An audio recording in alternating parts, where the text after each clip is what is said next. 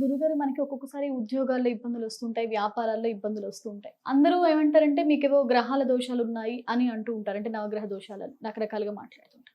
ముఖ్యంగా అలాంటి దోషాలు దేని వల్ల వస్తాయి? దేనివల్ల వస్తాయని కాదు, అసలు వచ్చినాయి అనుకున్నాం. దాన్ని ఎలా తొలగించుకున్నాం మాట్లాడాలి. రైట్. అయితే మనకు జాబ్ పరంగా కానీ డిస్టర్బ్స్ కూడా, జాబ్ లేకపోవడం, తర్వాత ఆరోగ్యపరంగా క్షీణించే ఇబ్బంది పడడం, డబ్బు పరంగా కూడా ఇబ్బంది, కష్టంగా ఉంటుంది అనమాట. అన్ని విధాలుగా బ్లాక్ అయిపోయి మన నవగ్రహాలలో సరే అన్ని గ్రహాలు కూడా మనకు మంచియే, కొంచెం ఇబ్బంది పెడుతున్నప్పుడు సరే కొంచెం మనకు రాహుగ్రహ అనుగ్రహం తీసుకుంటే మనకి ఈజీగా గ్రహాలకి బయటపడతాం. రాహుగ్రహం అనుగ్రహం దొరికితే మనకు ఆ సమయంలో అంటే ఆ కష్టాలలో కొంచెం ఆయన అనుగ్రహం పొందేస్తే మనకు కొంచెం కష్టాలు తీరిపోయి అంటే కొంచెం కష్టాలు కొంచెం బయటకు వెళ్ళే అవకాశం ఉంటుంది.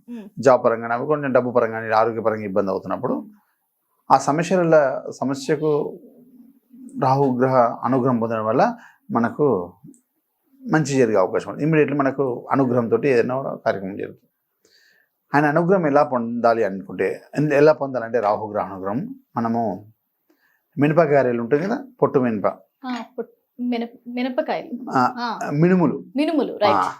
మినుముల్ని మనం నానబెట్టేసి వాటిని మనము గ్రైండ్ చేసేసుకొని గ్యారెలు వేసుకోవాలి. ఎవరైతే ప్రాబ్లం ఇబ్బంది పడతారో వాళ్ళు మాత్రం చేయాలి, వేరే దగ్గర కొనుక్కొని రావడం వాళ్ళు చేయకూడదు. వీలైతే వాళ్ళ చేతితో రుబ్బడం, నానబెట్టేసి తీసుకొచ్చి రుబ్బేసి ఆ మినప గ్యారెల్ని వాళ్ళే వేయాలి, అంటే రెడీ చేసుకోవాలి. 13 మాత్రం రెడీ చేసుకోవాలి, 13 రెడీ చేసుకోవాలి, ఎక్కువ తక్కువ కూడా 13 గ్యారెలే రెడీ చేసుకోవాలి. 13 గ్యారెలు రెడీ చేసేసుకొని మన దేవాలయానికి వెళ్ళిపోవడం, నవగ్రహాలు ఎక్కడ ఉండి అక్కడికి వెళ్ళిపోవడం. ఈ నవగ్రహాల దగ్గర మనం ఒక్కొక్క గ్రహ దగ్గర ఒక్కొక్క గ్యారె పెట్టేసాలి. 9 గ్రహాల దగ్గర పెట్టేసి మనం 13 తీసుకెళ్ళాం కదా, ఎన్ని పెట్టాము? 9. మిన్న ఎన్ని? 4 పరాలు ఉండని. అది ఫస్ట్ మనము యాంటీ క్లాక్గా తిరగాలి, అంటే క్లాక్ వైజ్ కాకుండా యాంటీ క్లాక్గా తిరగాలి. ఎన్ని ప్రదక్షిణాలు? 13 ప్రదక్షిణాలు చేయాలి.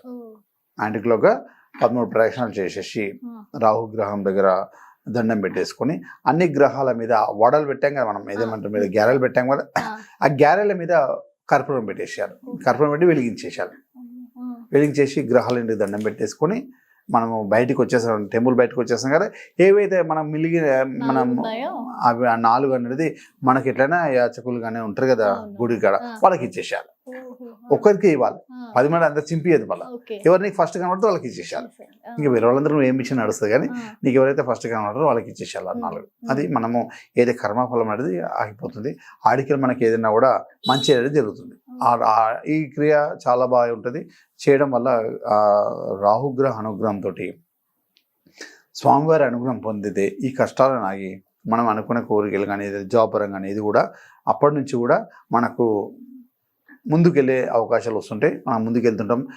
ఏదైతే మనం అనుకుంటున్నామో జాబ్ పరంగా, డబ్బు పరంగా, వ్యాపారం పరంగా అన్ని కూడా ముందుకెళ్తూ ఆ కార్యక్రమాలు కూడా జరుగుతుంటాయి అన్నమాట. ఏ రోజు చేస్తే మంచిది అంటారు గురుగారు? రాహుగ్రహాన్ని ఆదివారం చేయాలి, సండే ఆదివారం రోజు మార్నింగ్ అవర్స్ చేసేసాలి.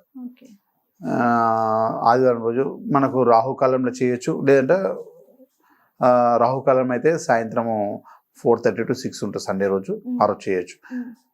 లేదు అంటే మార్నింగ్ అవర్స్లో చేసేయచ్చు. సో మార్నింగ్ అవర్స్ సూర్యుడు ఉదయించే ముందు చేసేసేయాలి.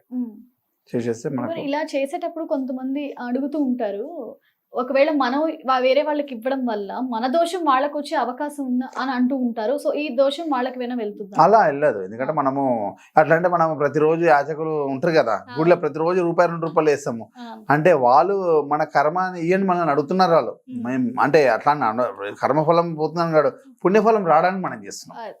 ఏదైతే మనము వాళ్ళు ఏదైతే మనం ఇచ్చిన రూపాయితో ఏదైతే ఆకలి తీర్చుకుంటారో పరమాత్ముడు మనల్ని సంతోషించి ఆయన ఆకలి తీరినది కాబట్టి మనలో ఉన్న కొంచెం దోషాన్ని ఆయన తీసేస్తామన్నమాట. అట్లా ఎవరైతే మనం ఆకలి తీస్తుంటామో సరే అందుంచి భగవంతుడు పశుపక్షాదాలందరూ కూడా దానము ధర్మం చేయిస్తున్నారు అన్నమాట. మనకు ఎవరైతే చేస్తుంటారో వాళ్ళకే ధనం ఇస్తుంటారు.